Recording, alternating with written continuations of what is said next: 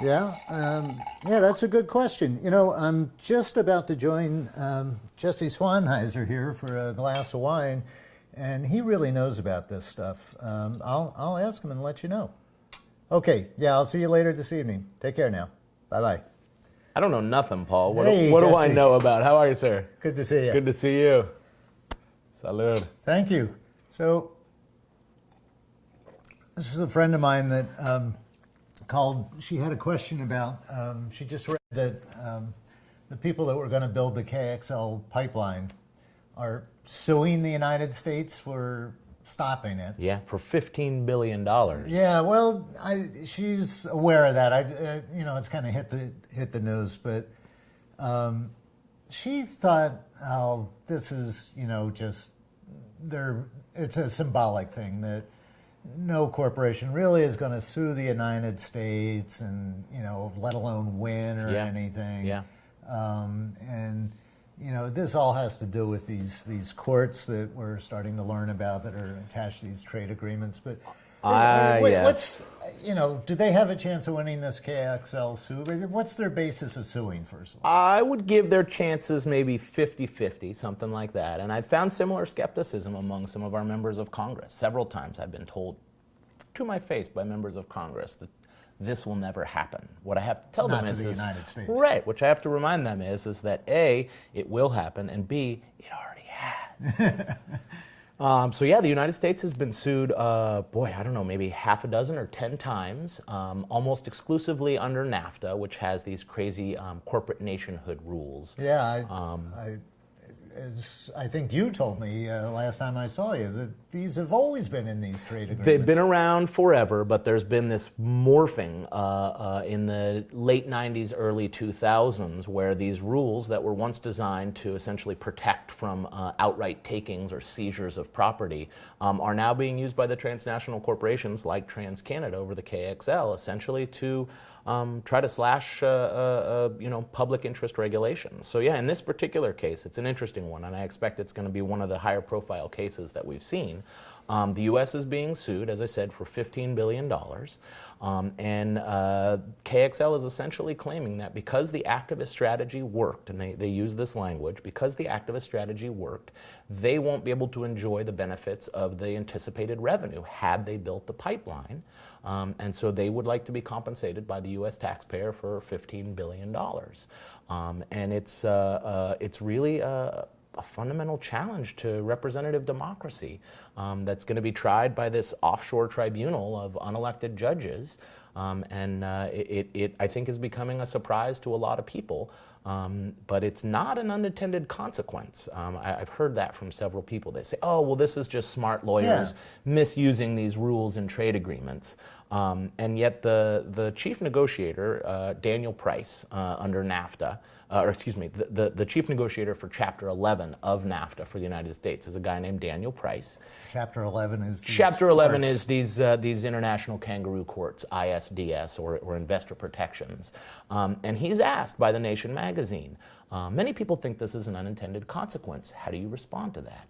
And his response is classic lawyerese without sort of getting at it. He says, this was a carefully crafted definition. The parties did not stumble onto this, which translates quite obviously as this is exactly why NAFTA was drafted this way. The parties didn't stumble onto it. Yeah. And so, yeah, so here we are. We find ourselves in yet another one of these cases. California laws have been challenged. City zoning rules have been challenged.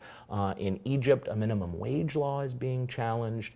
So the corporations are really upping their use of these special offshore courts that were created under the guise of trade, which I think generally, at least my organization and most of my friends, we're pro-trade, we're pro-globalization, but we're also pro-democracy. We see the potential for trade and globalization to support democracy, to incent sustainable development, but this is just a quintessential example of how unbalanced U.S. trade policy is, and really how much the trade agreements aren't even really about trade, or at least only partially about trade. Yeah, I think one of the questions my friend was asking on the phone is arriving, though, is that, you know, the United States is so powerful that this isn't going to happen a lot. I think you said half a dozen lawsuits and stuff. And, you know, even if the United States loses, who's going to make them pay up? We're the most powerful country in the world. So why should we worry about these secret courts? I think that was her point. I don't know how to answer. Yeah, well, and I think there's two responses. There's the response from the left, and there's the response from the right. This is one of the few things that the Sierra Club and the Cato Institute can agree on. And so why don't we take those? I think that's useful. So from the Cato Institute's perspective, and they take this sort of pure market approach to things, where comparative advantage and economic efficiency are what's important. And for most of our history, or at least since World War II, one of the benefits of investing in the United States is that we have a stable democracy, decent infrastructure, and a judicial system that respects private property rights. What these rules do is they actually sort of artificially create protection for corporations in developing states, and it actually incents development in other countries and putting us at a market disadvantage. And so the Cato Institute has said that these ISDS rules are a subsidy for multinational corporations and a tax on all of us. So that's sort of the Cato Institute perspective on it. The liberal perspective on it is that this is a real threat to democracy. That especially in the Keystone XL case, what this is a challenge to the thousands, millions of hours that Americans and people around the world put into the effort to stop the Keystone XL pipeline. Yeah. It was a quintessential example of grassroots organizing, of community coalition building that included Native Americans and environmentalists and farmers and ranchers and basic community organizations, all rallying around the idea that the pipeline was dangerous, that we need to move away from dirty fossil fuels and towards a green energy future. And so these special courts are being used all over the place. And the United States is not immune. We are a regular target of these, and while we have not yet lost, we've spent millions of taxpayer dollars defending ourselves. And particularly more consequential is what this means for the developing world. So you and I can sit back. I was just wondering about that. TPP has a lot of small countries involved in it, Vietnam. Yep. As you were talking, I was wondering, well, what happens when they start suing little tiny countries? And it's not just when they sue the little tiny countries. The statistics indicate that it's more common that threats of these suits actually result in developing countries opting not to put in place the environmental justice and human rights protections that they otherwise would. They just fold their hands. They just fold their hands because they're unable to defend their laws. And in fact, Ecuador lost a case recently to a Canadian company called Copper Mesa. Ecuador, what trade agreement are they in? They have a special investment relationship with Canada, and this it's called a reciprocal investment agreement, which means that there's protections for the many Ecuadorian investments in Canada, as well as all the Canadian investments in Ecuador. You can imagine those are a bit lopsided. And this is a mining corporation that had come in, had committed serious acts of human rights violations against indigenous communities that had organized because they didn't want to give up their land.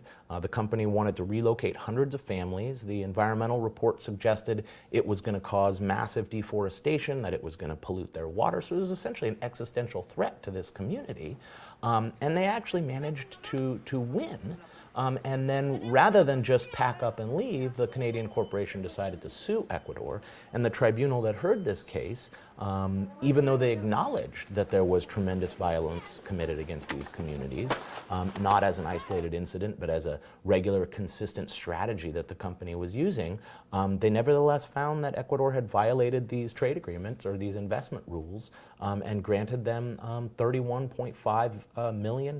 Now, the tribunal did knock off $5 million because they acknowledged that there were these human rights abuses that had been committed.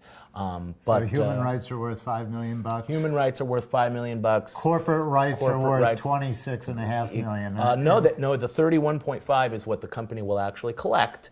It would have been 36.5. Oh, I see. Yeah. And Ecuador tried to defend it by saying, well, this is necessary for protecting our human and environmental health. And there's a rule in these agreements that allow them to do that, but the tribunal got out of it by saying that doesn't apply when the acts committed by the government are arbitrary. And in this case, what they found was that it was arbitrary that the Ecuadorian government sided with the miners instead of with the corporations. Great. I need another drink. Yeah, no doubt. Next time we get together, you're going to have to tell me some good news, like what we can do about this, okay? Deal, my friend, deal. Okay.